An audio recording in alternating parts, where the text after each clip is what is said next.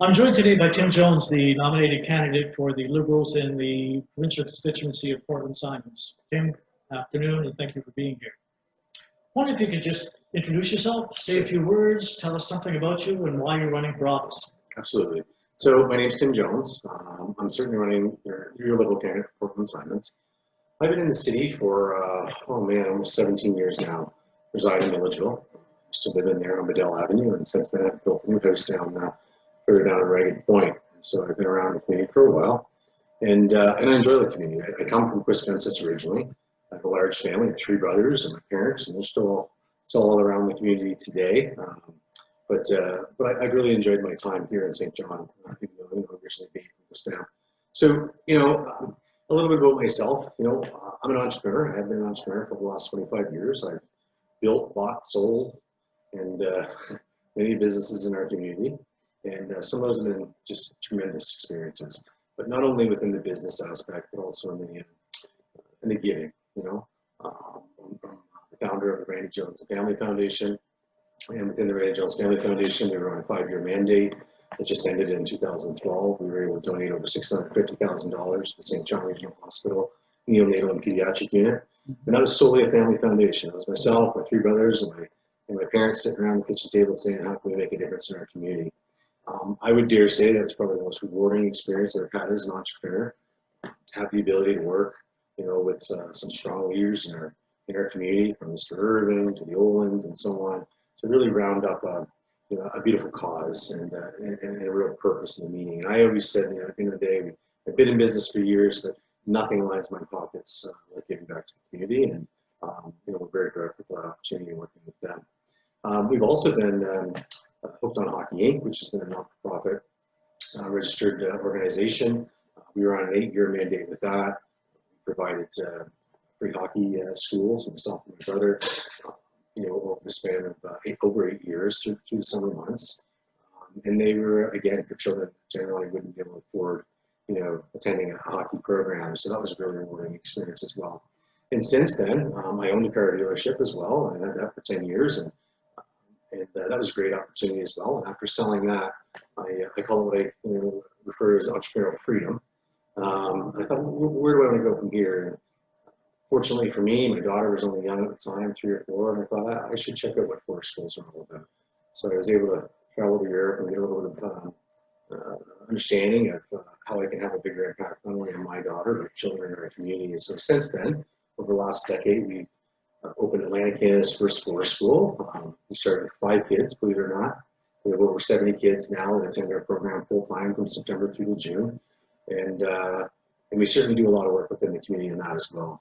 On average, we provide probably $40,000 to $50,000 a year in scholarships, tuitions for kids in our communities that can't afford it. And I think it's really important to have an understanding that the children that can attend, but also creating that diverse background so we're exposed to all different walks of life. And I do think that's really important to have that diversity in our environment.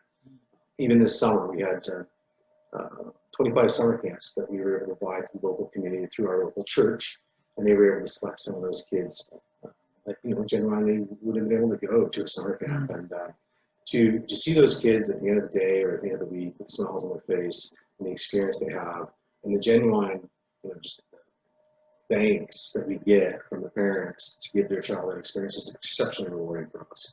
So why politics? Pardon me? Why politics? Well, because I'm driven to make a change. At the end of the day, I believe in our community we have opportunity. I also think that as a politician, you need to understand the ups and downs of life. Because I've owned and operated my business for 25 years, I know what it's like to get a paycheck, and I know what it's like not to have a paycheck.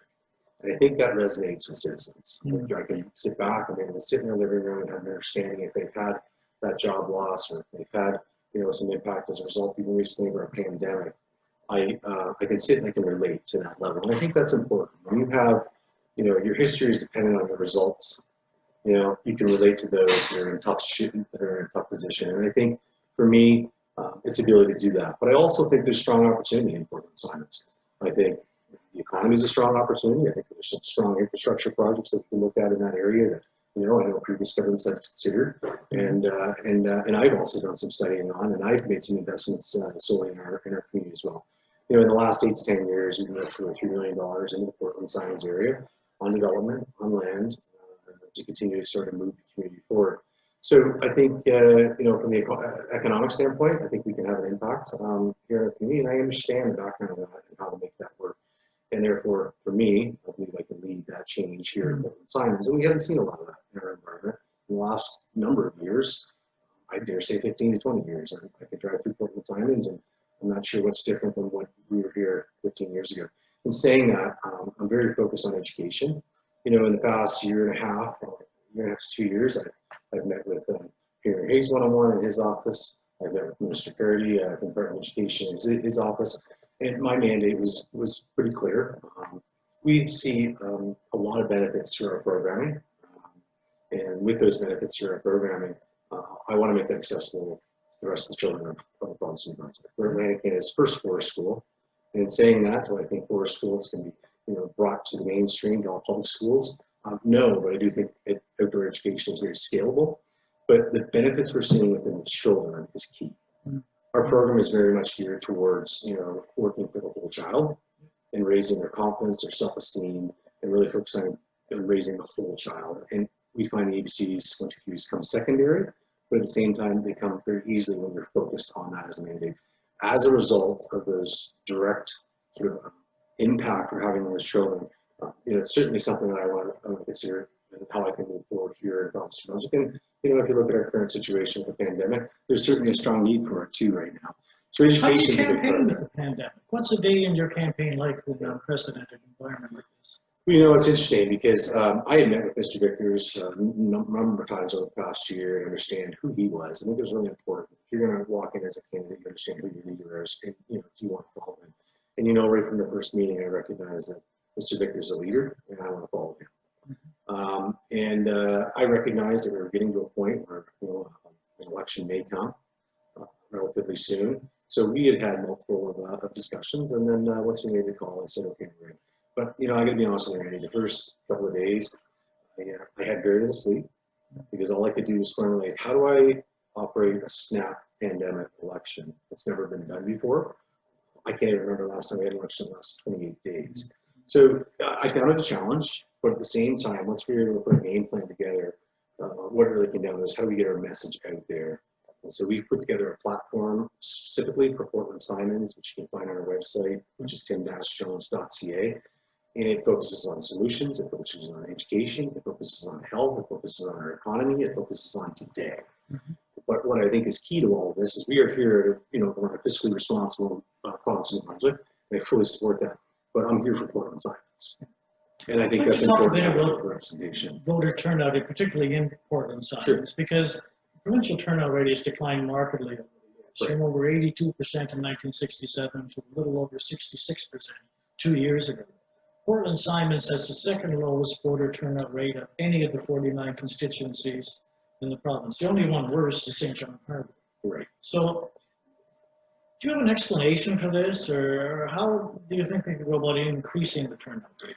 I think if you look at Portland-Simonds, the percentage of seniors has significantly increased over the years. That neighborhood has aged a little bit over the last number of years. And I think, when you look at the seniors and in our ridings, it's certainly a concern for them to go, especially during the pandemic. So do I have concerns with voter turnout, especially during this election? Absolutely. There's a lot of people that, don't want to leave their house right now, or, are fearful to vote and to be in the general public, under current circumstances today's New York. To answer your question, in order to get voter turnout, we asked that question within the campaign and say, hey, we need voters to come out. They don't all have to vote for Liberals. We just want them to vote and vote, and they can have the say whether they want change, they don't want change within our riding. We took it a step further, which I found interesting. We developed this, which we presented to the Liberal platform, but at the same time, I don't know of any other platform out there that has it currently within any riding. But we developed voteby-mail.ca. Voteby-mail.ca is a direct link right into the application form that is allowing you to put the application through, be able to start voting through the mail. So all of those seniors that are at home, but even those students, they took the polls away from the university where they can't vote. Not all those students have access to transportation. So through that initiative, and what we see as a solution to the pandemic vote, you can vote away from your living room. So our voter turnout may be down, But I think what you will see is the percentage of mail-in votes will increase. And that's key. And that's what we want to do, is get more voters out. We canvassed a number of community organizations working in the constituency, and I've got a couple of questions that emerged as themes, and one of them clearly is poverty. Absolutely. Poverty rates have been persistently high in the constituency. Minimum wages are low and only tied to inflation. Social assistance rates are low. Millions of dollars have been spent by the province in St. John since the election in 2015. What do we have to do to get that poverty rate down? You know, Randy, that's a loaded question. I wish I had a full answer on that one. And I don't mean that lightly. I really don't. You know, Mr. Vickers reached out to me 2 weeks ago and he said, Tim, I'm coming to St. John. Where can we go and visit? And I said, look, the lowest possible turnout anywhere in our riding is in our low-income neighborhoods. But that doesn't matter to me. I'm not here for votes. I'm here to get out in the community. I'm here to make a difference. And if people recognize that and want to change, then great. If they don't understand that too. So when Vickers came to town, we jumped in the bus and moved down to Crescent Valley. We brought 22 hockey sticks, 2 hockey nets, and hockey balls. We showed up in the bus unannounced, and kids just kind of flocked. And again, what I recognized when I was there is we have a lot of energetic, smiling kids that just need some hope and a dream. And when I was in that neighborhood, the ability to stay there, to build that net, to work with some of our immigrants that are even here, to hear their stories, as you know, where they come from and where they're coming to, and you feel even in that environment down there, which is a low-income neighborhood, you know, it's very enriched for them, their experiences. So in saying all of that, I think we have a cycle within poverty that is generational. I think it's continuous, and I think it starts with providing some hope for their youth. And I think it starts with education, and I think it takes investment into those neighborhoods in order to start to focus on that cycle of poverty that we're seeing. Because we see multi-generations that cycle through those neighborhoods. But how do we break that cycle is the key. What I believe is creating an enriched environment down there so kids have a little bit more hope and dreams coming from there. And I also think there's an opportunity for private partnerships out there to start to filter some of the monies into these neighborhoods for the greater good of those kids. So I guess to answer your question, for me, I think it starts with education, no question about it. And I think that we need to gear our resources towards those youth in that community to break that cycle. Okay. COVID has magnified the issues that vulnerable populations face. There's food insecurity, isolation, mental health issues. Precariously employed constituents have talked about the lack of paid sick leave as a major concern. The opening of schools worries a number of parents. What's your plan to ensure that these issues highlighted by COVID are addressed, and that the organizations that provide supports and services are funded adequately? Right. Well, you know, I think we're in an unprecedented time. There's no question about it. And, you know, I can remember even with our school when we shut down, we didn't know whether to go left, right, or walk straight, you know, at the end of the day.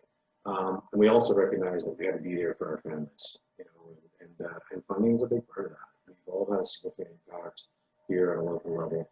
And that's obviously where it starts. I mean, at the end of the day, our federal government has to step back and look at what we're able to provide here in our communities to be able to provide a sustainable environment for our youth, you know, and as well as those. So, you know, as far as that goes, I think we need to step back and understand how we got here and how we need to get out of there. But it obviously all starts through funding. There's no question about it. You know, during COVID, I think it's a little bit, again, of an unusual circumstance, you know, but I also recognize that through concentrated effort, we can see it as opportunity. You know, it's a restart, you know, in a lot of ways. And we're looking at that in the public school system right now. It's a restart, you know, and at the end of the day, if we're able to step back and say, hey, what have we done and what can we do differently and how do we approach it maybe with a little bit of a different set of eyes, maybe there's an opportunity that we can see that we don't currently see today. So I guess I don't have any magic answer for you, but certainly if anything would certainly help along the way, wouldn't it? Yeah, well, absolutely. Yeah. Quick question about healthcare. New Brunswick has the second highest rate of disability in the country. And the constituents that we spoke with have raised concerns about mental health, addictions, wait times, access to a family physician. What would you do to improve our healthcare generally and in the constituency in particular? Well, you know, I've done a lot in healthcare. I know we just spoke off camera briefly there, right? But, you know, I founded the Randy Jones Family Foundation. I know I mentioned that. We've donated a significant amount into healthcare. You know, I'm a heart patient. I've had a stent, you know, and I've had that emergency surgery, and I also face the depression that comes following that. And so that ability to connect to that, I think, is what also gives me the ability to step back and understand maybe a little bit more what our constituents are facing. You know, I'm a firm believer, if you look at our educational model today, we don't talk about educating the kids, we talk about educating the kids with strong mental health and wellness supports. I think that's key. You know, there's a lot of our children out there that require an identified or a different model that works for them. But I think at the end of the day, we need to start surrounding our youth with supports and target mental health for sure. Yeah. In July, there were 89 people in St. John actively experiencing homelessness. Men, women, young, old. And concerns were raised about discharge planning, for instance, in hospitals and jails. It was claimed that systems are discharging people into homelessness. Right. What does the province have to do to end homelessness? I'm not sure you're ever going to end it. I mean, I think you and I know that, and it's an ongoing battle, and that's what we're here for. We're trying to strive for that 0%, and I get that. You know, the simple answer is we need funds. That's the bottom line. I mean, at the end of the day, we have to recognize as a province, where do we want to put those dollars? You know, I've often asked the question, what's the value of a life? What is the value of a life? You know, if you can answer that question, that'll give you the dollar figure solution. I don't put a value to life. So I personally think that if we have homelessness, that's something we need to invest into, you know, obviously through affordable housing, but I also believe it starts back to the roots of education as well, so we can start to knock the cycle. I also think what we have as an opportunity, you know, specifically here in St. John, is that, you know, we do have a Liberal government right now that in Canada, you know, federal government is Liberal, and our local MP is Liberal. And I think that there's opportunity with partnerships within the federal government as well as the provincial government to be able to support that homelessness here on a clear mandate that is very similar in vision. And I think that us as an opportunity to come in and represent you in this riding, you know, within our platform, mirroring up a federal platform, and I think that's how we can get change done. Continuous change within government year to year or month to month or sometimes 2 to 4 years, and it just kind of depends on what the cycle falls, creates challenges. I think we all need to get on the same page, not just, you know, at the federal level, provincial level, but on the municipal level as well. So I think that's key, being able to mirror those relationships and close the gap. Thanks. Final question that's related particularly to Portland. The North End has the worst housing conditions in the city. Many vacant lots, boarded up buildings, creating fire hazards. Residents have spoken about the need for mixed income housing development, but rents are increasing in the city. A report on the living wage released recently talked about a 12.5% increase in the rent for a 3-bedroom apartment in the last 2 years. What would you or your party do to support the development of affordable housing? Absolutely. I mean, the key to all of this, I think, is being able to step back and have a good understanding of where we are as a community. I believe in our community, and correct me if I'm wrong, about 30% of our kids live in poverty. And when you look at that number, that's staggering in my eyes. That tells me we have a systematic issue within not only our riding, but our city as a whole. I believe personally that we need to step back, come up here and have a sit down and have a clear understanding of what it is and why we've gotten here and how we need to, what actions we need to take. So, you know, financially, again, is always the answer. You know, and we have to step back and look at that. What kind of funds can we allocate towards affordable housing in our local communities? But, you know, I was down in the Crescent Valley the other day and they put new roofs on, you know, down there. But it is sad, you know, drive, you know, through some of our neighborhoods and the rundown conditions where they're at. If you want my honest gosh opinion, I honestly think that we need some politicians that go to the neighborhoods, pay attention to those neighborhoods. You need to get into the neighborhoods, you need to get your knees dirty, you need to get your hands dirty. And I believe that. I own more work boots than I do dress shoes. I spend more time getting my hands dirty. And I think if a politician can get down there and truly feel the community and relate with the spirit of that community, I think that's when the drive and the mandate will come, that we're going to make a difference in this community. When I went down there and played ball hockey with Mr. Vickers, I left there and I said, if I'm elected as MLA, this is my #1 priority neighborhood in the North End, in our riding, and I'm going to make a difference. And in saying that, I think the history for myself has proven that I get stuff done. You know, if you want to look at the money that we've raised and we've donated through, but I believe with a strong voice, the politician cares, the politician's willing to get out and rip shingles off roof, put shingles on a roof, To connect there with those kids, I think is key. And not just the kids, the families as a whole. I just spoke with somebody out of the neighborhood the other day, and they had some concern with their job and safety. And my first question is, what are your recommendations? Us as politicians, we want all the answers. I think we actually have to stop, sit down, and listen. I sat on somebody's doorstep for 45 minutes the other night. I think I said 4 words. He thanked me afterwards for listening. And all I did was listen. He said, you have my vote. And all I did was listen. So I think we need to get into the neighborhoods. I think we need to pay attention. I think we need to listen to those that live within it. And I think we need, as a politician, as a party, step back and say, I'm going to make a difference in this neighborhood. And that's my goal, and that's my mandate.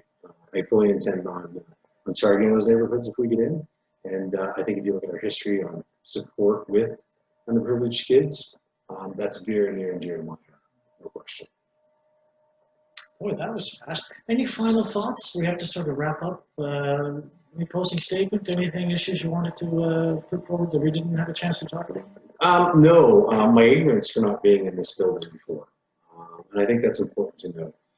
Us as residents in the city of St. John, we know what's in our neighborhood. We don't know the good work that's happening around us. I walked up the stairs today, or came up through the elevator and walked down the hallway here, and I realized after speaking with you and meeting a former student I used to go to school with about the good work that you guys are doing within this environment. And I think that's an important part for us to step back and do, is to be able to step back and understand what's happening in our neighborhoods and have a good feel for it. I mean, overall, Randy, you guys have done some tremendous work in here. I want to get to know more about it. Given the opportunity to be local on the way, I'd love to come back in and sit down and see what we can do for you. Tim Jones, thanks very much. Thank you, sir. I appreciate your time.